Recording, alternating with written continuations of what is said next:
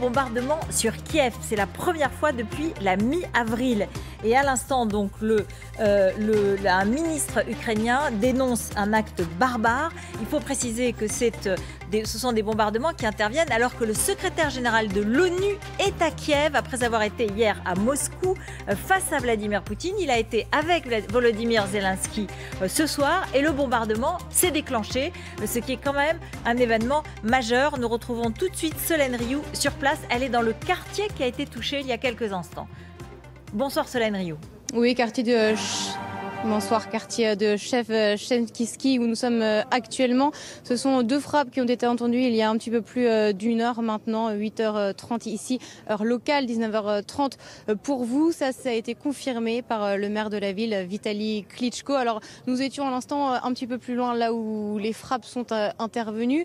Ce qu'on suppose ici, on attend encore la confirmation, mais c'est que c'est l'usine Artem, une usine d'équipement militaire qui a été visée, qui se situe de ce côté de la rue, mais les deux frappes, les deux missiles auraient atterri de l'autre côté sur un immeuble résidentiel. Le premier et le deuxième étage sont complètement détruits. On a vu que les vitres étaient notamment soufflées, les murs noirs de fumée. On a vu de la fumée également plus tôt. C'est ce que nous ont également confirmé des témoins sur place à qui nous avons pu parler lorsque nous sommes arrivés il y a une trentaine de minutes. Un père, son fils notamment, qui étaient dans leur appartement lorsqu'ils ont entendu la première explosion. Ils sont descendus au rez-de-chaussée pour se protéger, après avoir notamment avoir ressenti une légère secousse dans l'appartement, vu les fenêtres trembler. C'est là qu'ils sont descendus au rez-de-chaussée et qu'ils ont entendu une seconde explosion. Beaucoup de curieux dans les rues qui sont descendus également pour voir ce qu'il se passait.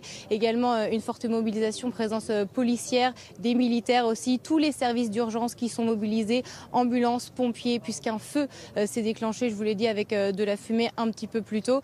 Beaucoup de personnes donc sur place, notamment des curieux, des témoins également. Un homme qui nous a raconté également qu'il avait vu beaucoup de fumée s'élever au loin. Voilà pour les informations dont nous disposons pour le moment, qui arrivent toujours au compte-gouttes ce soir. Merci beaucoup. Merci Solène Rioux avec Claire Cambier. Nous reviendrons bien sûr vers vous tout au long de la soirée. Merci Isabelle Lasserre d'être sur notre plateau. Vous êtes rédactrice en chef adjointe au service international du Figaro et vous avez publié Macron le disrupteur, la politique étrangère d'un président anti-système. Didier François, grand reporter spécialiste des questions de défense. Général Jean-Paul Perru, général de corps d'armée, ancien directeur général de l'état-major militaire de l'Union européenne. Merci à tous les trois. Alors on est un peu saisis parce que depuis la mi-avril, il n'y avait pas eu de bombardement sur Kiev. Les troupes russes ont reculé, se sont repliées sur le Donbass et la menace persistait. Mais on l'a évoqué hier, hein, Didier. Mais enfin, on était un peu incrédule. Il y a le secrétaire général de l'ONU à Kiev aujourd'hui, Isabelle Lasserre. Comment on comprend ces bombardements? C'est une manière de lui souhaiter un bon accueil, sans doute, de la part de Vladimir Poutine. C'est aussi une preuve du peu d'implication de la Russie de Vladimir Poutine dans les négociations. Hein. Le secrétaire général de l'ONU a reparlé de la nécessité de respecter le droit international et de s'accrocher aux négociations.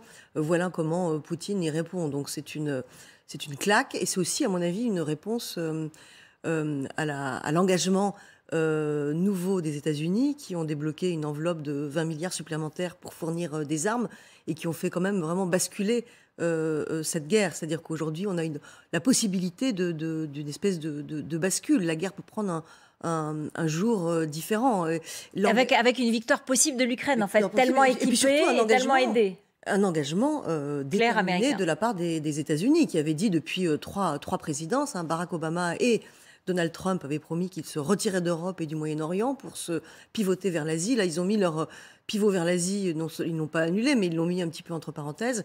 Et il y a un réengagement des États-Unis en Europe, clairement. Général, comment vous comprenez cet acte? Je pense que c'est un message, effectivement, qui est envoyé par Vladimir Poutine à la suite, effectivement, des discussions d'hier avec le secrétaire général des Nations Unies. Il l'a reçu au bout de sa longue table, oui. Et le lendemain, il le bombarde. C'est ce que remarquent les officiels ukrainiens avec une forme d'ironie. C'est pour ça que le message, c'est, pour moi, rien n'a changé et je conserve l'initiative. C'est moi qui décide de ce qu'on fait et où on doit le faire.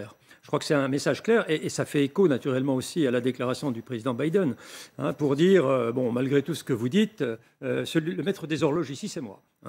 Oui. Voilà, c'est comme ça que j'interprète ces phrases. C'est quand même une forme de provocation assez forte, une manière de dire je ne suis pas battu, quoi. Je ne suis pas fini. Je pense qu'il y a quand même une certaine cohérence, parce que c'est vrai qu'il n'y a pas de frappe sur le centre-ville de Kiev depuis avril, si ce n'est qu'il y a eu 2 frappes de même nature récemment. Une après le fait que les Russes aient perdu leur navire Moskva en mer Noire, qui était d'ailleurs sur une usine de fabrication de missiles à Kiev, puis une seconde sur une fabrique de chars à Kiev. Là, même s'ils l'ont raté, c'est à nouveau un dépôt ou une fabrique d'armes qui est visée. Donc on a une certaine cohérence dans le choix des cibles, ce qui est significatif. Donc je pense que ce choix a été fait pour ça.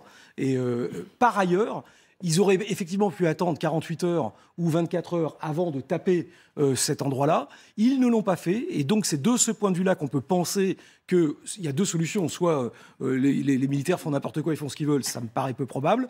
Au moment de la visite de Gutiérrez, ça veut dire que c'est aussi une réponse et qui correspond totalement au discours de Vladimir Poutine fait hier sur « Attention, l'Occident ». Si vous continuez à donner des armes, on est prêt à frapper, quelles que soient les circonstances. C'est ça qu'il disait. Hier, en l'occurrence, on frappera vite et comme voilà. Et donc notre réponse la présence rapide et foudroyante sera rapide et foudroyante. De ce point de vue-là, la présence de Gutiérrez ou pas peu lui chaud, comme on dirait, et que donc le message il est clair dans le bras de fer et l'escalade engagée avec les États-Unis. La question de la fourniture des armes est primordiale. C'est l'enjeu de la bataille du Donbass. Il a dit hier qu'il était prêt de manière historique à protéger la Russie, donc il se place dans le temps long avec la capacité de frapper, alors que d'un côté on a Biden qui dit je continuerai jusqu'au bout à soutenir les Ukrainiens dans cette bataille, tant que la bataille durera, nous livrons des armes, et Vladimir Poutine dit écoutez, moi je ne cède pas, et tant que vous livrerez des armes, ce seront des objectifs légitimes, quoi qu'il arrive autour, quoi que vous nous proposiez en négociation, quelle que soit la personne ou la personnalité qui sera présente à Kiev. Je pense que c'est ça. Écoutons Joe Biden, effectivement, qui a annoncé aujourd'hui donc le déblocage de 20 milliards de dollars pour pouvoir étendre l'aide jusqu'au mois d'octobre, c'est-à-dire une multiplication par 6 de l'aide américaine. C'est à peu près la moitié du budget militaire des armées françaises. C'est 40 milliards les Français et 60 milliards. C'est intéressant, c'est la moitié du budget russe. Oui. Alors voilà, c'est donc une somme extrêmement importante, mais que les le armées Congrès françaises en rêveraient. Là. Oui, c'est ça, que le Congrès doit débloquer. Il n'y a pas de la guerre. Écoutez la phrase de Biden, et effectivement, cette frappe, elle arrive juste après quand même. C'est ça. Au cours des 2 derniers mois, la Russie a lancé cette attaque brutale et nous avons fourni énormément d'armes à l'Ukraine à une vitesse record. Grâce à cette aide, nous avons obligé les Russes à battre en retraite de leur siège de la ville de Kiev. Voilà, Isabelle Lasserre, il dit on les a obligés à battre en retraite et 2 heures après, même pas, bombardement. Mais oui, c'est-à-dire qu'il y a vraiment... Joe Biden a passé la vitesse supérieure. Il l'a passé non seulement pour plusieurs raisons. D'abord, ils ont confiance en l'armée ukrainienne. Les Américains ont vu que l'armée ukrainienne se battait remarquablement bien, qu'elle avait jusque-là réussi à résister aux Russes, que le moral était incroyable, qu'ils avaient un président qui s'était révélé un chef de guerre formidable. Et en face, on a une armée russe. C'est le contraire, qui s'effondre, qui est désorganisé et qui perd un petit peu, enfin qui a perdu en tout cas dans la première partie de la guerre son pari guerrier. Donc fort de cette situation, ils enclenchent la partie supérieure. L'idée, c'est d'affaiblir, c'est plus seulement de permettre aux Ukrainiens de résister. L'idée aujourd'hui, c'est de détruire l'armée russe, de l'annihiler, l'affaiblir, en tout cas, notablement. Et surtout d'affaiblir la Russie de telle sorte qu'elle ne puisse plus présenter un danger pour les autres voisins. Parce que là, on parle de l'Ukraine, mais on a parlé de la Moldavie depuis 48 heures. En Transnistrie, ou de nouveaux foyers d'instabilité ouverts par Vladimir Poutine, qui était d'ailleurs annoncé par la Russie. Mais il y a aussi les pays baltes qui sont directement, qui sont à côté de la Russie. Donc il s'agit pour les Américains d'empêcher vraiment que la Russie, de faire en sorte que la Russie ne soit plus dangereuse pour ses voisins. Mais c'est quand même un réengagement américain très important, comme vous le disiez tout à l'heure. Ça fait des années, faire plusieurs mandats de président que les Américains nous avaient dit ne comptez plus sur nous. Ce qui est important, c'est de noter l'évolution du niveau d'exigence des Américains par rapport aux Russes dans ce conflit. Au départ, si vous vous souvenez bien, le président Biden commence par annoncer on n'enverra personne. L'Ukraine, c'est pas pourquoi? Parce qu'il pense que les Ukrainiens ne sont pas en état de résister très longtemps. Une fois qu'on avance dans le temps et que la résistance de l'Ukraine se renforce et montre ce qu'elle est capable de faire, y compris de mettre en échec les Russes, à ce moment-là, le président Biden commence à augmenter les livraisons. Mais souvenez-vous, on fait un distinguo entre les armes défensives et les armes offensives, ce qui, d'un point de vue militaire, n'est pas très pertinent. Oui, c'est ce qu'on dit. Les armes offensives, c'est celles qu'on utilise quand on est en offensive, et les mêmes armes deviennent défensives quand on est en défensive. Donc, voilà. Et maintenant, je pense que le président Biden, par sa prise de position de plus en plus exigeante à l'égard des Russes, de l'affaiblissement de leur potentiel, etc., considère maintenant que, d'une certaine façon, les intérêts vitaux des États-Unis et des démocraties en général sont engagés. En même temps, au tout début, c'est vrai qu'on disait où sont les États-Unis. On se souvient, Joe Biden avait parlé d'une petite intrusion. S'il y a une petite intrusion, on ne fera rien. Enfin, il avait un peu presque laissé faire au début. Aujourd'hui, ce qui semble, c'est que, voyant que l'armée russe n'est pas si forte, finalement qu'elle a pu reculer. Là, l'idée, c'est de dire profitons de l'avantage.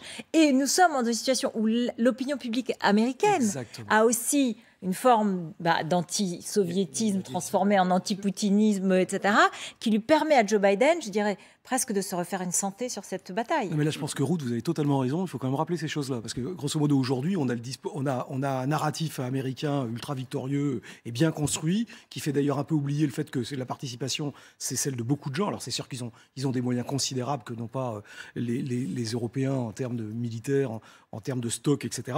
Mais effectivement, il commence quand même son discours en « nous devons jouer notre rôle de leader dans cette alliance ». Ce qui était très très loin d'être le cas il y a encore 6 mois. Ce qui était, il faut qu'il fasse oublier le fait qu'il voulait se désengager d'Europe et que grosso modo, il y a encore 6 mois, les Européens se posaient la question de savoir comment ils allaient se défendre et s'il ne fallait pas reconstruire une Europe de la défense parce qu'on était en train de se faire lâcher en race campagne par les Américains qui ne s'intéressaient plus qu'à la Chine. Ils venaient d'abandonner l'Afghanistan, ils ont lâché leurs alliés en Irak. Donc le retournement est plutôt intéressant et heureux parce qu'effectivement, eux seuls ont les moyens à terme d'user le corps expéditionnaire russe, pas l'armée russe. C'est ça leur objectif. Il l'a rappelé. Il ne veut pas aller plus loin. Attention, il a rappelé qu'il ne renverrait pas des troupes. C'était de ce point de vue-là un discours plutôt modéré par rapport au discours de la veille fait par la ministre britannique des Affaires de la Défense qui, voyant les Américains y aller, s'était laissé un peu pousser les ailes et qui, là, était aussi ramené à des choses plus réelles.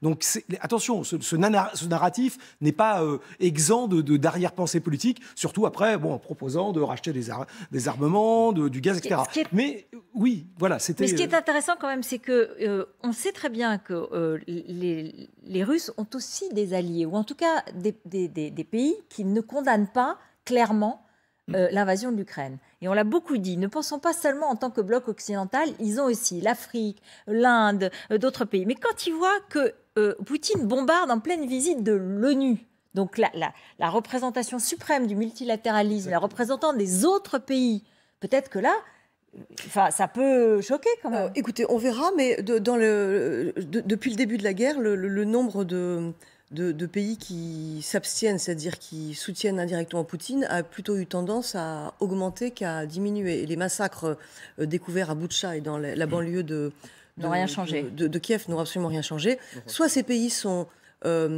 contraints, enfin ont des intérêts économiques avec la Russie, par exemple l'Inde, soit ils ont des intérêts militaires et géopolitiques ou politiques, comme par exemple, je pense au Mali ou à la République centrafricaine, dans lesquels sont déployés les militaires, les paramilitaires russes de Wagner.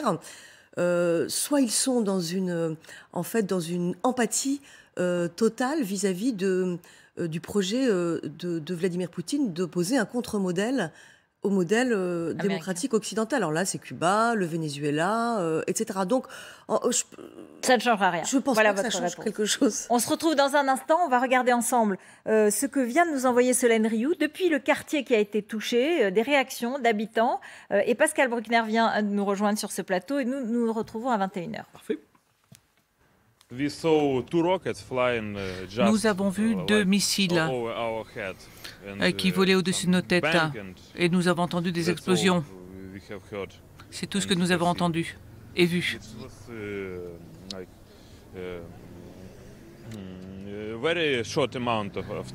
En fait, ça a duré très très peu de temps. Do you know how long ago? What time? Est-ce que vous savez quand c'était? Il y a une demi-heure à peu près. Ça a duré 10-15 secondes. Eh bien, moi, j'étais déjà couchée, je dormais déjà à cette heure-ci. C'est ma maman qui a vu que quelque chose a commencé à exploser. Elle a entendu le sifflement. Moi, je travaillais derrière mon ordinateur. Je n'ai pas vu le premier missile. J'ai entendu une explosion importante. Je me suis jetée à terre et il y a eu 20 ou 30 secondes de calme. J'ai essayé de me relever pour voir où le missile était tombé. Voilà, donc c'est des réactions à chaud que nous envoie Solène Rioux sur place dans le quartier qui a été touché par un bombardement russe sur Kiev. Image en direct que vous voyez, alors même que Antonio Guterres, le secrétaire général de l'ONU, était avec Volodymyr Zelensky après avoir été hier avec Vladimir Poutine. Merci beaucoup Pascal Bruckner de nous avoir rejoints. Vous êtes écrivain et philosophe et vous rentrez de Kiev. Vous y étiez donc il y a quelques jours avec notamment Guy Verhofstadt, l'ancien Premier ministre belge, un grand Européen, plusieurs sénateurs français, des parlementaires espagnols, roumains, lituaniens, Claude Maluret, le sénateur français, ou Gérard Longuet, Alain Madelin. Voilà, des Européens convaincus qui ont organisé ce voyage. Alors, qu'est-ce que vous y avez fait et qu'est-ce que vous y avez vu? Alors, on était invité par la mairie de Kiev, par Vitaly Klitschko, qui est donc ce champion du monde de boxe, qui, avec son frère, dirige la mairie. Donc, c'est à l'invitation pour inaugurer une maison de l'Europe, qui pour l'instant est une modeste pièce, mais enfin qui est appelée évidemment à grandir.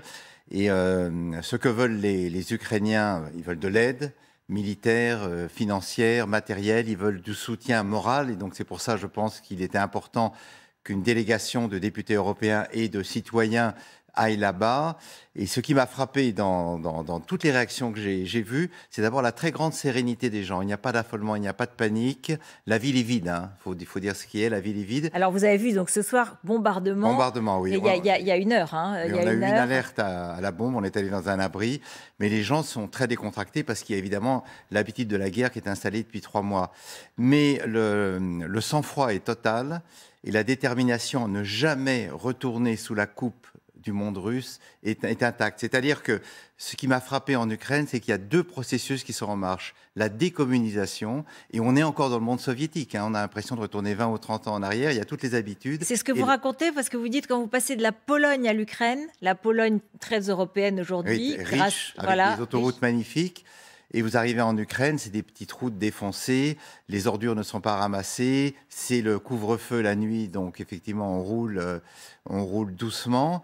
Et évidemment, c'est un pays en guerre et c'est un pays pauvre parce enfin relativement pauvre. Il y avait une prospérité, mais la guerre évidemment a freiné tous les projets économiques. Et donc la dérussification, c'est la volonté chez des gens qui, en majorité, parlent russe. Hein, faut pas oublier ça. Le russe est une langue quasi majoritaire en Ukraine, parallèlement à l'ukrainien, veulent échapper à cette espèce de malédiction qui frappe le monde russe depuis des siècles, depuis les tsars. Il y a eu ensuite l'abominable parenthèse communiste. Et puis aujourd'hui, il y a Poutine, qui est l'héritier direct des tsars et de Staline, dont il se revendique et qu'il interdit de critiquer. Et c'est cela, le chemin vers l'Europe, c'est cette grande hémorragie vers l'Ouest. Les Ukrainiens veulent que la frontière soit la frontière entre le despotisme asiatique et les lumières européennes. Et c'est pour cela qu'ils font la guerre. Et quand vous arrivez, que vous apportez cela et que vous inaugurez cette pièce dans la mairie de Kiev, donc c'est symbolique évidemment, vous apportez un peu de l'Union européenne, parce que c'est l'Europe, elle y est, c'est l'Europe, l'Ukraine, mais l'Union européenne, c'est là, c'est l'Union à laquelle ils veulent adhérer. Ursula von der Leyen a envoyé une forme de formulaire un peu protocolaire pour commencer les démarches, mais on sait que ça prend des années.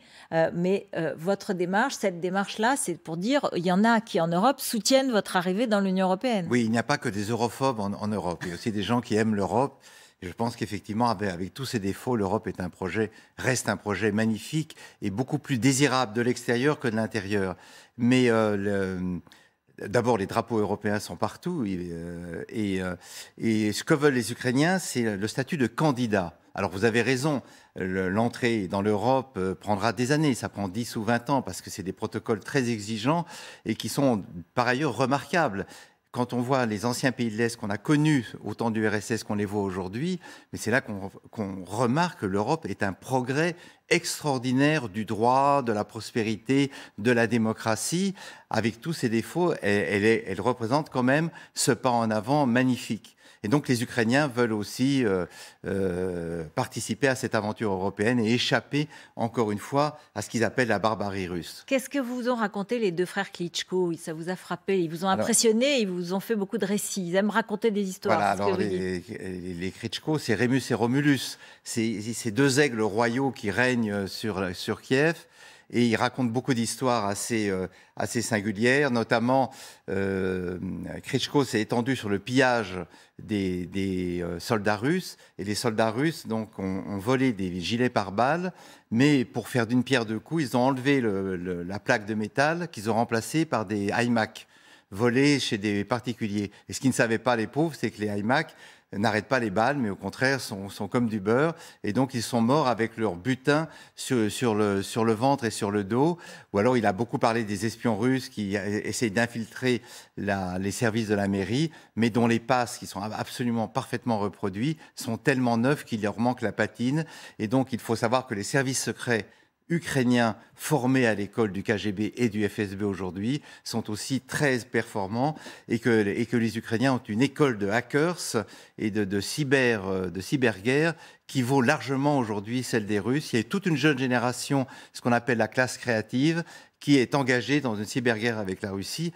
Et ce pays, pour ça, est à la pointe de la modernité. Il y a à la fois un enthousiasme européen qui nous manque aujourd'hui, surtout en France, et il y a en même temps une maîtrise technologique de l'Internet et de l'informatique qui est vraiment impressionnante. Et puis, cette armée qui s'entraîne depuis 8 ans, qui est entraînée par l'OTAN, est apparemment assez bonne. Et je pense qu'avec les nouveaux armements qui arriveront, les Russes vont passer un mauvais quart d'heure.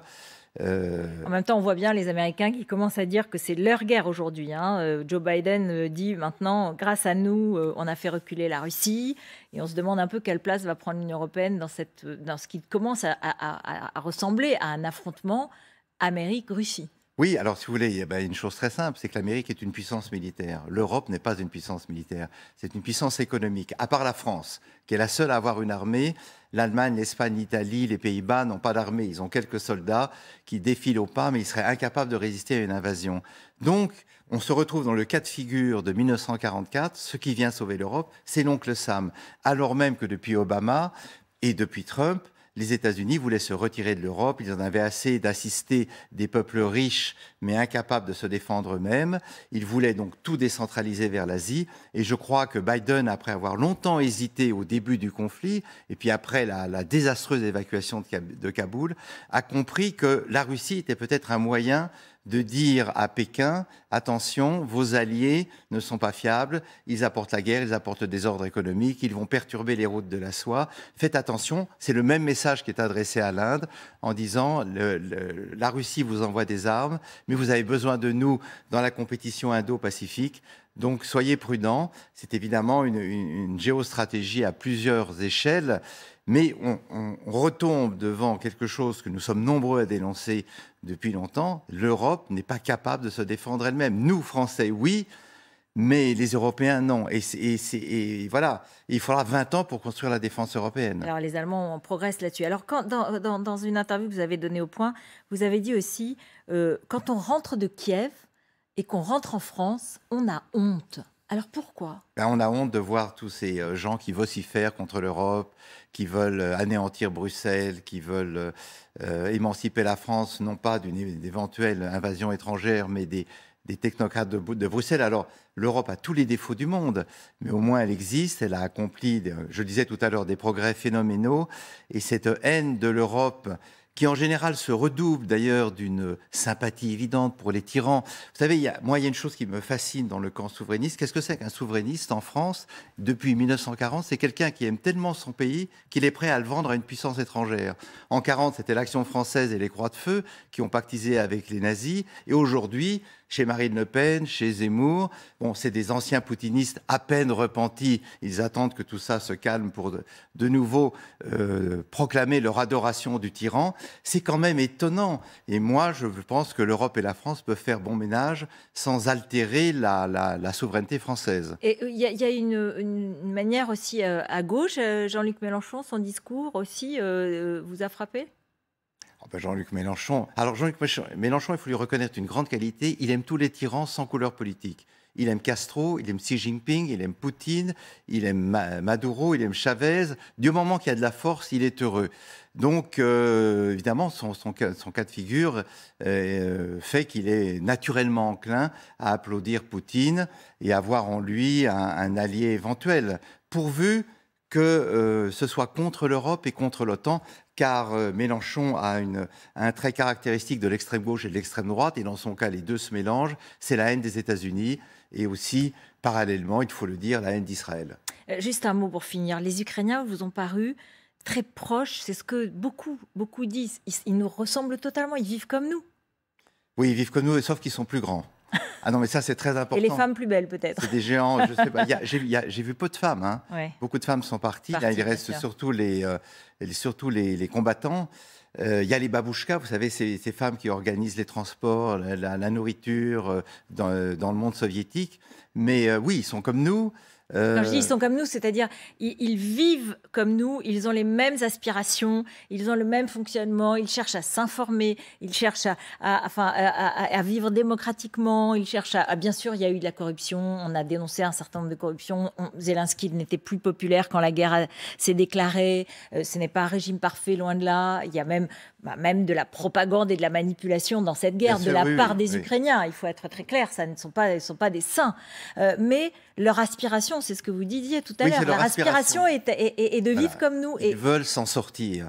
Ils constatent que l'histoire communiste et l'histoire russe en général, c'est une succession de tyrans, de dictateurs, de brutes qui vont exporter la violence dans le monde entier. Et ce qui est frappant, c'est qu'on a rencontré quelques ministres, c'est des gamins.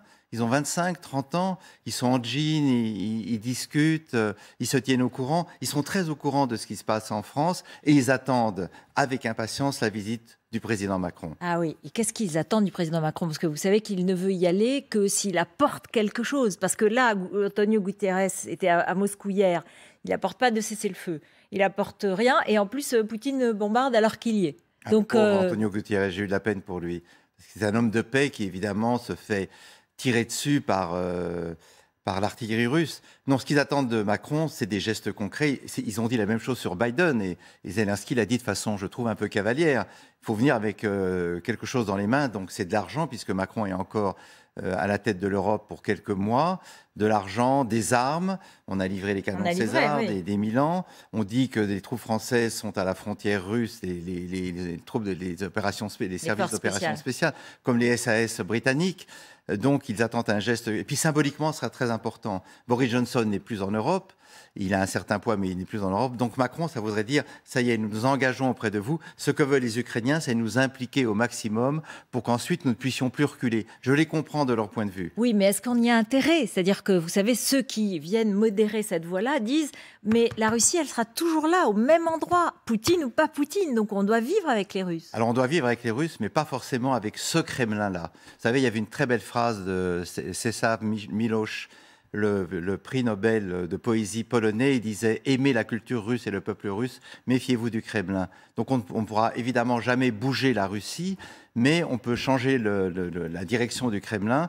Et il faut bien comprendre, quand on lit la propagande russe, quand on écoute Soloviev ou Douguine, qui sont les idéologues de Poutine, la Russie a déclaré la guerre à l'Occident. Nous sommes à leurs yeux des décadents, des barbares qui ont donné des droits aux homosexuels, ce qui pour eux est l'injure suprême. Nous avons trahi le message du Christ, et la Russie, depuis le début du 19e siècle, se veut le Jésus-Christ des nations, c'est-à-dire celle qui va sauver le monde occidental du péril, de la mort. C'est la vieille opposition entre Rome et Constantinople. Mais j'avoue que ce Jésus-Christ russe ne m'inspire pas tout à fait confiance, et que je préfère nos démocraties décadentes à l'autocratie martiale de Vladimir Poutine. L'Église ukrainienne, elle est impliquée dans la résistance. Hein. Oui, alors il y a un schisme religieux qui est très important, qui a eu lieu il y a 3 ans. Donc l'Église ukrainienne, puisque à Kiev, il y a la Lorde de Kiev, c'est-à-dire les lieux saints aussi sacrés pour l'orthodoxie que la Mecque pour les musulmans. Et donc, le clergé ukrainien, qui était sous la tutelle du clergé de Moscou, a fait sécession, et maintenant il y a une véritable guerre de religion entre les deux. Et le clergé de Moscou est dirigé par le patriarche Kirill, alors ce qui est un personnage haut en couleur, qui devrait inspirer des romans. Donc c'est un ancien KGBiste, c'est un ancien... qui appuie l'invasion, qui appuie Poutine, voilà, qui est un de ses confidents. C'est un ancien voyou, il a fait de la prison, il aime les filles très jeunes, il aime les montres de luxe, ce qui n'est pas un crime, il aime les belles voitures, et il dit que la guerre de Poutine, c'est la guerre du bien contre le mal, et que donc on peut écraser le monde entier s'il s'oppose au saint projet de Vladimir Poutine. Donc vous voyez que c'est quand même une église armée. C'est le comble du césaropapisme, l'alliance du pouvoir temporel et spirituel. Mais le monde orthodoxe dans son ensemble, et d'abord le patriarche de Constantinople, s'insurge contre Moscou. Et là, on va vers un schisme très important. Donc c'est vraiment un conflit global entre deux formes de civilisation. Merci beaucoup Pascal Bruckner. Merci d'être venu sur notre plateau. Merci. Voilà, regardons encore les réactions sur le terrain dans ce quartier qui vient d'être touché par des bombardements à Kiev que nous a envoyé Solène Rioux et que nous ont envoyé Solène Rioux et Claire Cambier. Oui, bien sûr, j'ai peur. Si je vous disais que je n'avais pas peur, ce ne serait pas vrai. Mais nous avons décidé de rester à Kiev. Nous ne sommes pas partis. Au moment où c'était le cas de prendre décision, nous étions prêts à défendre Kiev. Mais maintenant, il y a les missiles. Ça fait partie de notre vie maintenant. Hein. Oui, en fait, ça a été une décision familiale. Vous ne voulez pas partir, vous, de Kiev. Donc vous avez entendu des explosions, ils sont venus ici pourquoi? Pour voir ce qui se passait?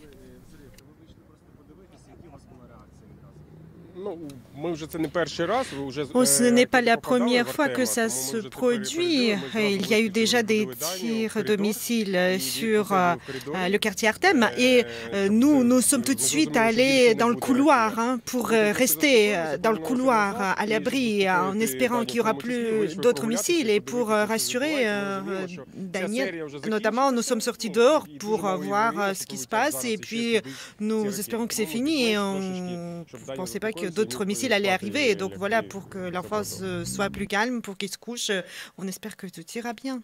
Voilà, ce sont les réactions des habitants de ce quartier qui a été touché donc à 19h30 heure française par 2 bombardements russes, alors même que le secrétaire général de l'ONU se trouve toujours à Kiev. Gilles Montré, merci de nous avoir rejoints. Vous êtes ancien diplomate à l'ambassade de France à Moscou. Isabelle Lasserre est toujours avec nous. Macron, le disrupteur, la politique étrangère d'un président anti-système, c'est votre livre. Didier François, le grand reporter spécialiste des questions de défense, et le général Jean-Paul Perruche, ancien directeur général de l'état-major militaire de l'Union européenne. Alors, on le voit, c'est la riposte, Gilles Montré, de Poutine à Joe Biden, à peut-être aussi aux incursions de l'armée ukrainienne qui ont eu lieu ces derniers jours de l'autre côté de la frontière, où il y a eu des bombardements ukrainiens en Russie.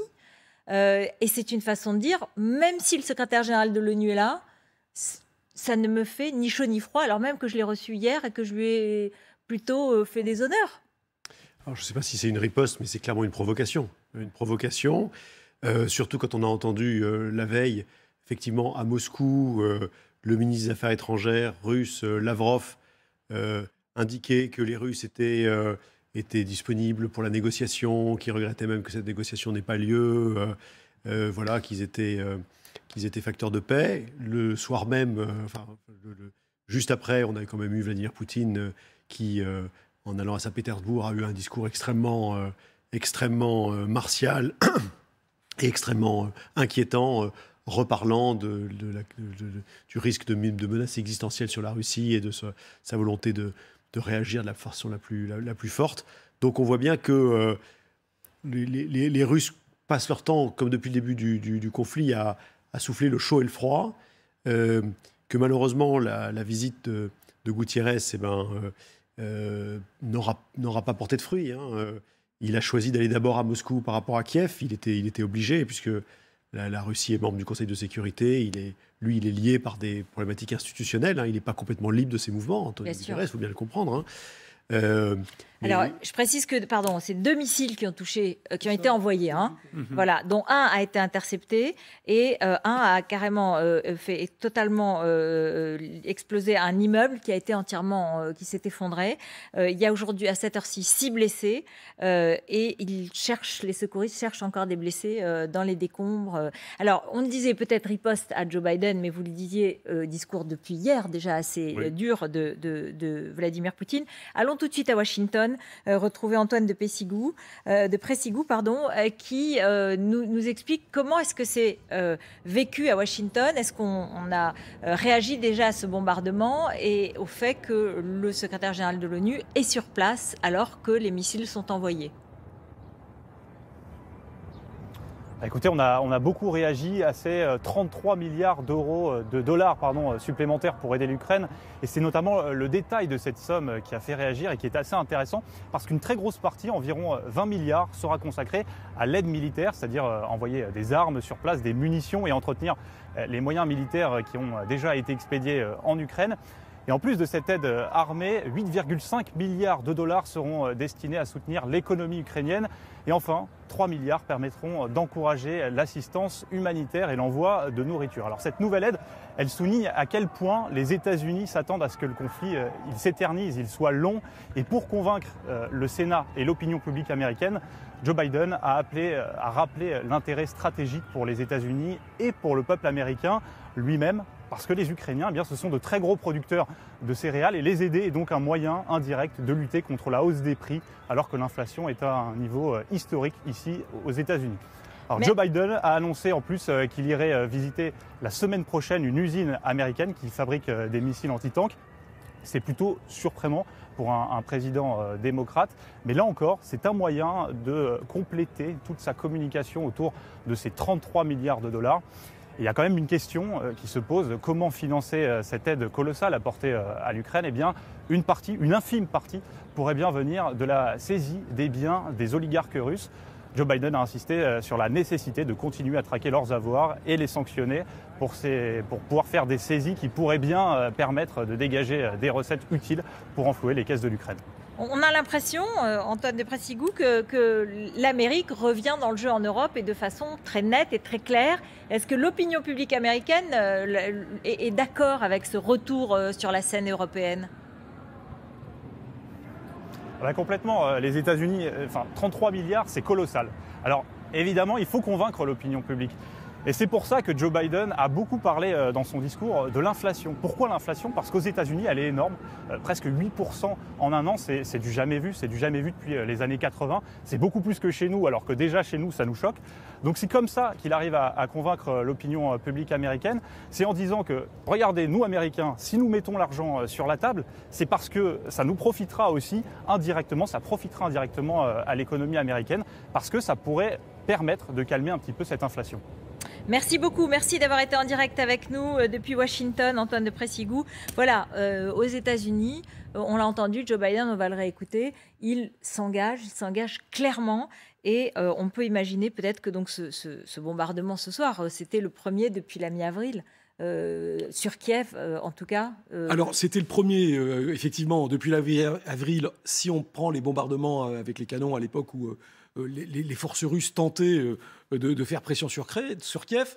Et effectivement, depuis qu'ils ont été défaits et qu'ils ont retiré cette colonne, eh bien, ça n'avait pas eu lieu. En revanche, c'est assez cohérent avec un nouveau type de bombardement qu'on a vu apparaître depuis 2 semaines, 3 semaines, toujours avec des missiles de croisière, là, pour le coup. Hein. Donc, on est sur la même chose, des frappes avec ce qu'on appelle le double tap, donc 2 missiles qui arrivent sur à peu près la même cible, chaque fois viser des entrepôts ou des fabriques d'armes, de missiles, etc. Et on est totalement là, en fait, de la même manière qu'on voit une espèce de tentative de cohérence dans l'opération Donbass, avec la mise en commun de moyens, une coordination, un objectif à peu près fixé. Là, de la même manière, on voit un discours de Vladimir Poutine très ferme, qui dit on ne cédera pas à la pression et à l'escalade occidentale. On continuera à les empêcher. L'immeuble éventré, les images sont en direct de Kiev avec les soldats ukrainiens qui sont sur place avec les secouristes et qui cherchent les survivants, évidemment. Et puis malheureusement, évidemment, ils visaient donc... le tir a été raté, en fait. L'objectif a été raté, on est d'accord. Il a détruit un immeuble civil. C'est ça. Avec, on cherche encore des cadavres sous les décombres. Mais on est toujours dans la même horreur. Mais attendez, comment on explique ça? Ça veut dire qu'ils ratent en plus leur tir, pardon. Oui, ça ça dépend le type de missile qu'on utilise. S'ils ne sont pas des missiles à guidage de précision, on peut effectivement rater sa cible. Si ce sont des trajectoires balistiques qui ne sont pas guidées à la fin, on peut très bien rater ça. C'est pas la première fois, c'est surtout ça, c'est pas la première fois. Un gamin de quelques mois a été tué dans la dernière frappe à Odessa sur l'aéroport militaire où étaient entreposées les armes occidentales, encore une fois, ciblées. Donc on voit bien qu'il y a, voilà, donc à la fois il y a une cohérence dans ce qu'ils cherchent à faire, et comme d'habitude avec les Russes, ça finit toujours avec des massacres chez les civils. Donc, un mot sur la visite d'Antonio Guterres. C'est un échec total ce soir. Oui, mais alors ça, c'est vraiment la chronique d'un échec annoncé quand même. Là, on les enchaîne. Emmanuel Macron a parlé à Vladimir Poutine pendant un mois, il n'a rien obtenu. Les leaders européens se sont pressés à Kiev et on s'est essayé aussi de reprendre ce canal, ça n'a rien donné. C'était plié. Le temps de la négociation n'est pas encore venu, parce que l'armée ukrainienne est encore en train de résister. Elle se renforce avec les armes occidentales et son moral n'a pas baissé. Et l'armée russe n'a pas eu encore suffisamment de gains pour pouvoir présenter cette guerre d'Ukraine comme une victoire suffisante à la population. Donc le temps de la négociation, les négociations qui ont lieu depuis... Mais même humanitaire, parce que dans le discours d'Antonio Guterres, il y avait au moins l'évacuation de civils, une portée humanitaire. Oui, alors les négociations, les évacuations de civils, à chaque fois, elles se passent très très mal. Ah oui, il faut attendre 3 jours pour faire sortir un tout... Voilà, celles qui ont bien marché au début, c'est parce que les Ukrainiens ne savaient pas, mais c'est celles qui ont permis aux Ukrainiens d'aller en Russie. Donc aujourd'hui, on ne sait pas très bien ce qu'il advient de tous ces gens qui se sont retrouvés en Russie alors qu'ils voulaient rester en Ukraine. Donc ça non plus, ça ne marche pas. Tout ça, c'est des négociations des négociations Potemkin. Hein. Volodymyr Zelensky a intérêt, lui, à montrer qu'il est toujours dans la négociation, parce que peut-être qu'un jour...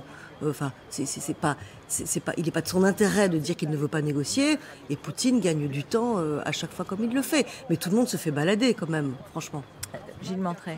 Pardon, allez-y. Oui, paradoxalement, en agissant de cette façon-là, en bombardant Kiev ce soir, au moment où le secrétaire général de l'ONU s'y trouve, Poutine donne raison à Biden, qui dit, lui, c'est le temps du rapport de force, ce n'est pas le temps de la négociation. Donc, il renforce la main des faucons, entre guillemets, en face de lui. Oui, et puis tous les observateurs internationaux. Enfin, l'ONU, ça reste quand même l'image d'un lieu où on doit parler et pas bombarder. Oui, non, mais sauf que l'ONU, c'est le symbole de ce que Vladimir Poutine veut déconstruire. L'ordre international, le droit international, c'est ce qu'il essaye de détricoter, avec la Chine d'ailleurs en parallèle depuis des années. Donc il n'a aucune... Et par ailleurs, c'est Vladimir Poutine qui bloque le Conseil de sécurité de l'ONU avec le veto de la Russie. Donc... Gilles Montreuil. Oui, on peut dire que Antonio Guterres vient effectivement trop tôt ou trop tard à Kiev. Trop tard il ne veut pas y aller depuis le début. Hein. Il n'est venu que contraint par une lettre ouverte de 200 anciens officiels de l'ONU et par ce sentiment que quand même l'ONU, depuis le début de ce conflit, était totalement absente. Il vient un moment où il n'y a plus de négociations. Il y en avait encore il y a maintenant 3 semaines. Hein. On était dans un rythme de négociation qui était la médiation des Turcs. Vous vous souvenez qu'il y avait même un moment eu le sentiment qu'on n'était pas si loin d'un accord de l'aveu des deux parties. Hein. Pas que de l'aveu des Russes, de l'aveu des deux parties. Et puis il y a eu Boutcha. Et puis surtout, il y a eu après, du coup, suite à Boutcha, la décision américaine de changer complètement de pied, de s'engager dans un soutien militaire croissant à l'Ukraine. C'était suite à la visite de Biden en Pologne. Et donc on est parti dans une toute autre logique de guerre depuis, qui est ce soutien militaire. Et c'est précisément ce soutien militaire des Occidentaux que Vladimir Poutine veut viser aujourd'hui à Kiev. Hein. Il cherche à viser un arsenal d'armes pour montrer que c'est à ça qu'il veut, enfin, c'est ça qu'il condamne, c'est à ça qu'il s'oppose. Il a redit encore aujourd'hui, tous les jours, on a un nouveau communiqué, soit du Kremlin, soit du ministère des Affaires étrangères, de Dimitri Peskov, qui dit attention, vous allez trop loin, vous livrez trop d'armes. Voilà. Alors on va retrouver tout de suite. Sans qu'il y ait de conséquences à ça, mais on voit bien que c'est aujourd'hui le problème principal de Poutine. On va revenir là-dessus parce qu'effectivement ça pose des questions sur est-ce qu'on va vers une forme d'affrontement direct ou est-ce que c'est ça, enfin qu'est-ce qui se passe. Alors on va quand même retourner tout de suite à Kiev parce que Solène Rioux est sur place, elle est sur les lieux du bombardement et c'est vous qui avez recueilli, Solène, avec Claire Cambier, tous les témoignages des habitants touchés ce soir. Hein. Oui, absolument. On est ici dans le district de Shevchenkivski, à 2 km de la place Maïdan, vous savez, au centre-ville de Kiev. C'est là que les bombardements ont eu lieu. Ce qu'on sait pour l'instant de sources sûres, d'Anton Garachenkov, qui est le conseiller du ministre de l'Intérieur ukrainien, qui est juste ici sur place. Alors ce qu'il nous a dit, pour l'instant, information confirmée, vérifiée, ce sont 2 missiles qui ont été envoyés depuis la péninsule de Crimée. Un missile qui a été détruit par la défense anti-aérienne et un missile qui a donc frappé cet immeuble résidentiel juste sur ma gauche. Alors il fait nuit, c'est un peu compliqué de bien voir, mais ce que je peux vous dire, c'est que l'immeuble est partiellement éventré. La plupart des vitres ont été complètement soufflées. Immeuble vraiment partiellement détruit. Alors ce qu'on ignore, c'est si l'usine Artem, qui se situe de l'autre côté de la rue, était plutôt visée. C'est une usine d'armement militaire. On ne sait pas si c'était ce qui était ciblé à l'origine. En tout cas, il y avait des dizaines de civils dans cet immeuble lorsqu'il a été bombardé. Ce qu'on sait pour l'instant, c'est que le bilan provisoire fait état d'au moins 6 blessés qui ont d'ores et déjà été transportés en urgence à l'hôpital. Pour l'instant, les secours, les services d'urgence continuent de travailler ici à l'intérieur de la résidence pour tenter de retrouver d'éventuels survivants. Sur place également, une forte mobilisation policière, beaucoup de militaires également, quelques curieux, des témoins. On a vu ce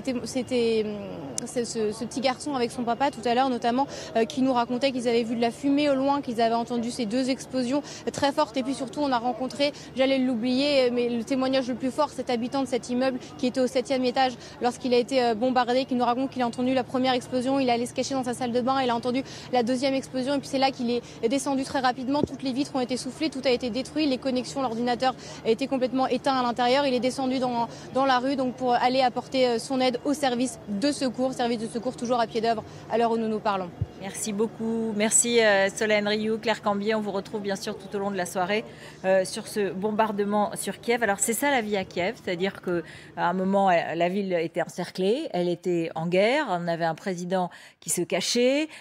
Et puis, les armées russes ont reculé, la vie est redevenue un peu plus normale, même si, par exemple, Pascal Bruckner, tout à l'heure, nous disait elle est vide, il y a peu de femmes, bon, c'est quand même une ville en guerre. Et puis, tout d'un coup, un bombardement qui touche des civils, pour le moment 6 blessés, peut-être qu'on en trouvera d'autres. Il me semble qu'il faut quand même relever que dans la déclaration Biden de ce soir, il cite la ville de Kiev. Donc, la réponse de Poutine à Kiev est, à mon avis, écho à cela. Sachant que, j'appuie tout à fait ce qui a été dit par Didier tout à l'heure, c'est-à-dire que la stratégie russe maintenant réorganisée sur le Donbass comporte une partie de feu dans la profondeur qui s'étendent sur tout le territoire de l'Ukraine, et notamment de l'Ouest, et qui visent effectivement des infrastructures, notamment les voies de chemin de fer, pour essayer d'empêcher ou en tout cas de ralentir les approvisionnements qui viennent de l'Occident. Oui, c'est ça. En fait, là, on est dans une bataille dans laquelle il y a une course de vitesse pour essayer d'approvisionner l'armée ukrainienne par les Occidentaux, les Américains notamment, de façon très très claire, et les Russes qui tentent de bloquer cet approvisionnement. Exactement. Oui, mais il y a aussi autre chose, à mon avis, c'est que en fait, les Russes, Vladimir Poutine, depuis le début, maintient son objectif, c'est de maintenir les pays qui sont autour de lui et les sociétés totalement déstabilisées. Donc, frapper Kiev, ça vient aussi rappeler aux Ukrainiens qu'ils ne vont pas vivre normalement. Et voilà. Et toutes les républiques qui sont autour sont déstabilisées d'une manière ou d'une autre quand elles ne rentrent pas dans le rôle. Alors, c'est soit en occupant des bouts de pays, soit en coupant le gaz. En coupant le gaz à la Bulgarie et à la Pologne, évidemment. C'est aussi une manière de signifier, attention, il ne va pas y avoir une moitié du pays qui va vivre normalement. Non, non, le danger est toujours là et la terreur est toujours là. Mais le problème avec Vladimir Poutine, encore une fois, parce que nous, on essaie d'être assez cohérent dans ce qu'on dit et dans l'analyse qu'on en fait. Par exemple, on cherche une cohérence, en tout cas. Par exemple, les feux dans la profondeur. Mais les feux dans la profondeur, il aurait pu le faire hier, il aurait pu le faire demain. Le faire au moment où Gutiérrez vient, alors que quand même... c'est le multilatéral. Les Chinois, par exemple, eux, ils sont toujours pour être à l'intérieur de l'ONU. Ils prennent de plus en plus de positions dedans. Poutine, en même temps, mène une guerre d'influence en Afrique, en Moyen-Orient, pour dire, regardez, c'est les Occidentaux qui nous attaquent. Et paf, il s'attaque au pauvre Gutiérrez, qui est quand même un peu le symbole de tous les autres. Il y a des fois où c'est bizarre. C'est comme quand il fait finalement rentrer... On se retrouve dans un instant. On va se retrouver